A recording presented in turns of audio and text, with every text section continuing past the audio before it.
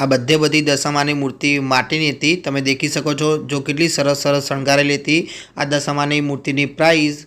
Hello friend, જય Shri Krishna. Friend, ઋત્વીને છે ને આવતીકાલથી દશામાનું વ્રત ચાલુ થાય છે, તો એના તૈયારીના રૂપે અમે અત્યારે દશામાના મૂર્તિ લેવા જઈએ છીએ।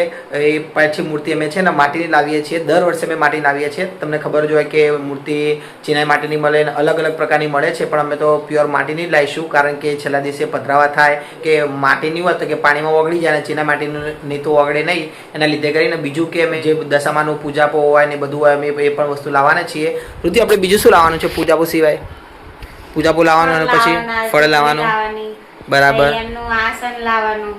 બરાબર, એ લાવવાનું છે ને પછી શ્રીફળ લાવવાનું। ઓકે, અને દશામાની ઓકે એટલું લાવવાનું છે ને, પ્રસાદી ને બધું હજી લાવવાનું બાકી છે, બરાબર।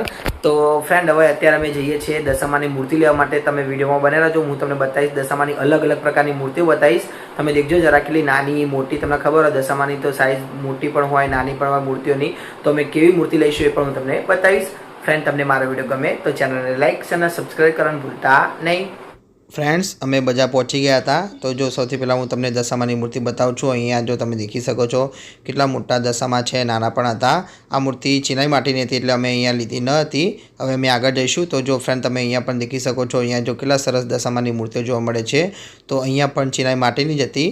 જો તમે દેખી શકો છો કેટલી સરસ શણગારેલી હતી મૂર્તિ। જો અહીંયા પણ તમે દેખી શકો છો નાની મોટી ને સૌથી મોટી પણ અહીંયા મૂર્તિ જોવા મળતી હતી।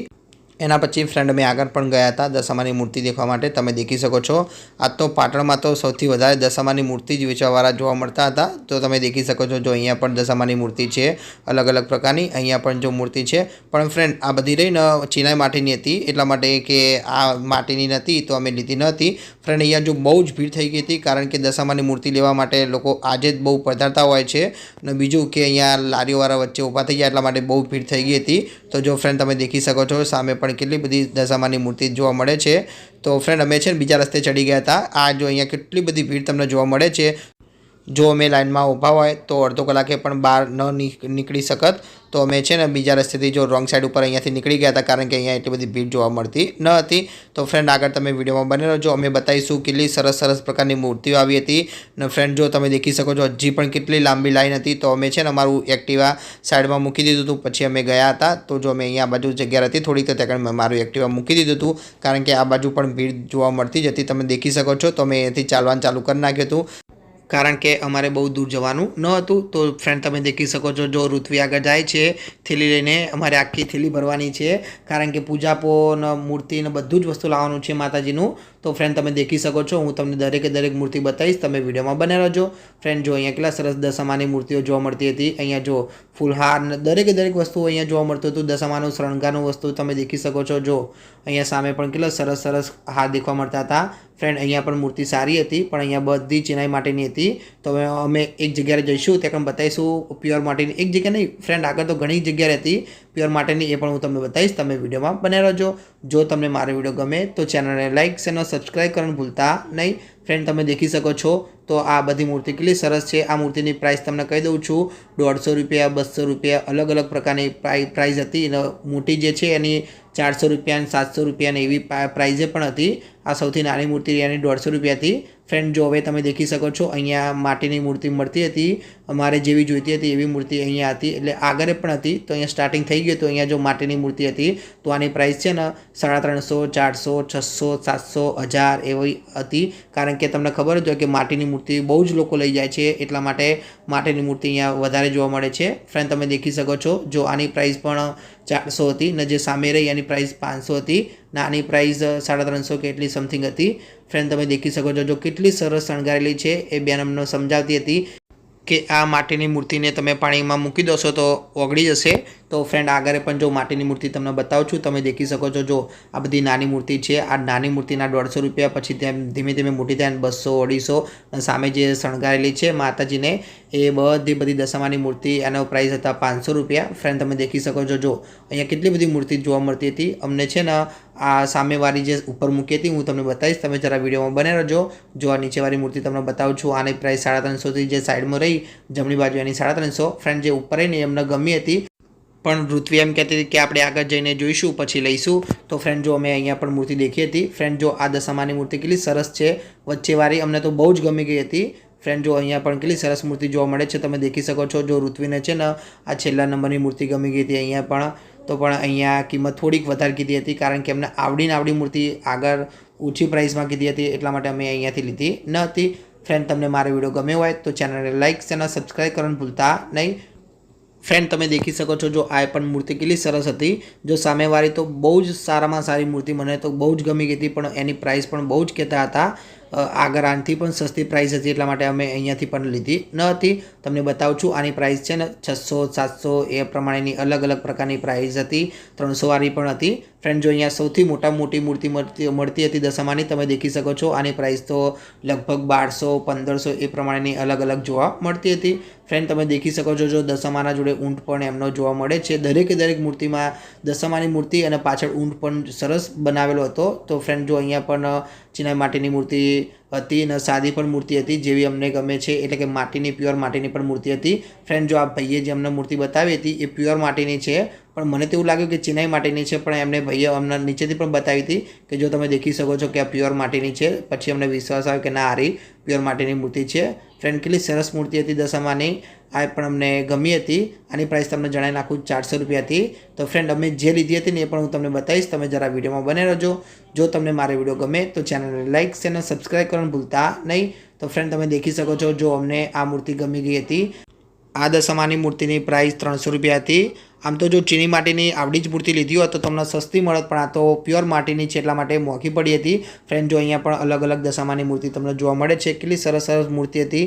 તો અમે છે ને આ જો ઋત્વીને આ મૂર્તિ સૌથી વધારે ગમી ગઈ હતી. તમે દેખી શકો છો જો દશામાના વાર પણ કેટલા લાંબા છે અને પાછળ ઊંટ પણ સરસ બનાવેલો હતો, એટલા માટે અમે આ જ મૂર્તિ લઈ લીધી હતી. તો ફ્રેન્ડ તમને કેવી લાગી તમે કોમેન્ટમાં જણાવશો. જો તમે દેખી શકો છો ઋત્વી શું કહે કે આ દશામાની મૂર્તિ કરતાં થોડીક સારી છે, એમનું આમ મોટાનો ગાઢ સારો છે, તો મેં આ મૂર્તિ લીધી હતી. ભાઈ કીધું હતું કે ભાઈ આ માટીની જ છે ને, તો ભાઈએ અમને ઊંધી કરીને બતાવી હતી કે તમે દેખી શકો છો કે આ માટીની જ છે મૂર્તિ. તો પછી અમે આ મૂર્તિ લઈ લીધી હતી અને છેલ્લે અમે પૂજાપો પણ લઈ લીધો હતો. ફ્રેન્ડ હવે અમે છે ને દશામાની મૂર્તિ લઈને ઘરે આવી ગયા હતા. તો અમે શું લઈને આવ્યા છીએ તો તમને ઋત્વી બતાવે છે, તમે જરા વિડીયોમાં બને રહેજો. જો તમે દેખી શકો છો અમે કેટલી સરસ દશામાની મૂર્તિ લાવ્યા છીએ. આ વિવાંશ સાથે નતો આવ્યો, વિવાંશ જો બે લાવ્યો હતો. એ વિવાંશ જીજી લાવી મમ્મી, હવે તું બેસી જાઓ, મમ્મી તને બતાવે છે. ફ્રેન્ડ તમે દેખજો, તમે દેખી જશે વિડીયોમાં કે કેટલી સરસ અમે મૂર્તિ લાવ્યા હતા દશામાની. હજી ઋત્વી આના કદાચ શણગાર છે નહીં? ઋત્વી તું આના કદાચ શણગારીશ? એટલું બધું નહીં પણ એવું એમ? કલર વાળી થાય પણ મને એવું પછી ઓલા ટિક્કા ને એવું બધું લગાવેલું મને નહીં ગમતું. એવું એમ? બરાબર ચૂંદડી ને એવું બધું લગાવીશું. બરાબર. ફ્રેન્ડ આ જો વિવાંશ આવી ગયો તો જોડે તમે જોઈ શકો છો એ રમકડું સમજે છે. વિવાંશ જે કરો, ચલો જો માતાજી છે, ભગવાન છે, ભગવાન માતાજી દેજે કરજો. જે કજે વિવાંશ જે. અરે વાહ જે ફ્રેન્ડ જો કેટલી સરસ દશામાની મૂર્તિ લાવ્યા હતા. આજુ જો દશામાના વારે કેટલા લાંબા છે, છેક નીચે સુધી છે. આ જોડે ઊંટે પણ તમે દેખી શકો છો. તો લગાયેલા જ હોય ને આરા, અહીંયા વચ્ચે કલર કરેલો હતો નહીં? સરસ લાવી, સરસ છે નહીં? વિવાંશ શું લાયા? વિવાંશ શું લાયા? ફ્રેન્ડ જો વિવાંશ કઈક કહેવા માંગે છે, તમે જોઈ શકો છો. એ રહ્યો જે કજે. અરે જે કરે આ ફ્રેન્ડ તમે દેખી શકો છો જો કેટલો નીચે નમીને જે કરે છે વિવાંશ દશામાની મૂર્તિના. વિવાંશ છે અડાય નહીં, ભગવાન માડે. હા ભગવાન માડે, અડવાન નહીં હો, રૂવાન નહીં હો બેટા, રૂવાન નહીં. આમાં શું રૂવાનું? ફ્રેન્ડ આ વિવાંશ જો રૂવા માંડ્યો તો તમે જોઈ શકો છો. ખાલી કીધું અડવાન નહીં, આમાં રૂવા માંડ્યો હતો. વિવાંશ આટલી વાતમાં રોઈ જવાનું? જે કજો જે કજે જે. હા જે. અરે વાહ વિવાંશ ઊંટ બતાજો. ઊંટ ચો. ફ્રેન્ડ જો વિવાંશ ઓળખી ગયો તો ઊંટ હારે જો, હારે ઊંટ આ ઊંટ છે નહીં? ફ્રેન્ડ જો વિવાંશ ઓળખી ગયો તો દશામાને. દશામાં છે ને? હા સરસ હો. અરે વાહ સરસ છે હો. અરે ફ્રેન્ડ હવે જો ઋત્વી બીજું વસ્તુ બતાવે છે. ઋત્વી બીજું શું લાવીને આવે આપણે જરાક બતાવ છે. તો જો સૌથી પહેલા આની અંદર શું છે? આર્યો શણગાર છે ને? આવ્યો ફ્રેન્ડ જો આ માતાજીને આવે તે શણગાર ચડાવવાનું હોય છે દશામાને. આ શણગારમાં શું છે ઋત્વી આની અંદર જરા કહેજે. બોર્યું હે, બંગડી હે, કાસ્કો હે, અરીસો હે, પછી સિંદૂરની બોટલ આવે, મેસ આવે. ઓહો આટલું બધું? માળા હે. પછી મેદીનું હે, ચાંદલાનું પેકેટ હે અને પછી છેલ્લે કંઈક છે લાલ કલરનું પણ ખબર નહીં પડતી. બરાબર, આટલો બધો શણગાર છે એમ ને? બરાબર. હવે બીજું વસ્તુ બતાવજો. હવે બીજું વસ્તુ બતાવજો. બીજું શું છે? સ્થાપન. એક સ્થાપન લાવ્યા હતા નહીં, લાલ કલરનો?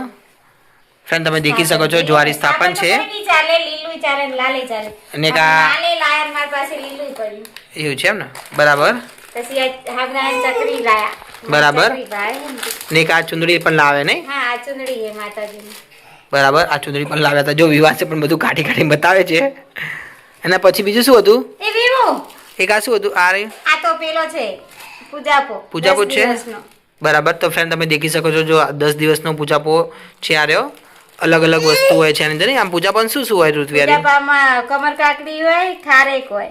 બરાબર. પછી અંદર અબીલ ગુલાલ કંકુ આવે. એવું છે એમ ને? હમ.